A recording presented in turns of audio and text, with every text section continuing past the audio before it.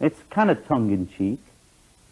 You know, it's that, you know, it's sort of a la Elvis and that, and I hope people accept it like that. I think it's a serious piece of work, but it's also tongue-in-cheek, you know. I mean, I went right back to my roots. All the time we were doing it, I was calling it Elvis Orbison, you know, and it's not going back to being Beatle John in the 60s, it's being John Lennon, whose life was changed completely by hearing American rock and roll on the radio as a child, and that's the part of me that's coming out again. That's why I'm enjoying it this time. I'm not trying to compete with my old self or compete with the young new wave kids or anything like that are coming on. I'm not competing with anything. I'm trying to go back and enjoy it as I enjoyed it originally.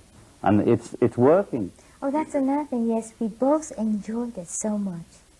And that's, you know, really good, isn't it? Yeah, to have a...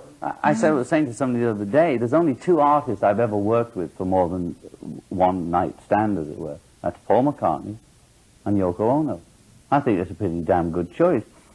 Because in the history of the Beatles, Paul met me the first day I did Bebopaloola live on stage. Okay? And a mutual friend brought him to see my group called the Quarrymen.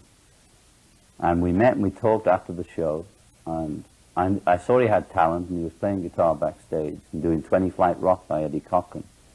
And I turned around to him right then on first meeting and said, "Do you want to join the group?" And he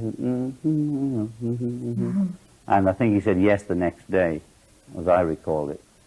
Now, George came through Paul, and Ringo came through George, although, of course, I had a say in where they came from, but the person I actually picked as my partner, who I recognized had talent and I could get on with, was Paul. Now, 12, well, however many years later, I met Yoko. I had the same feeling. It was a different field, but I had the same feeling.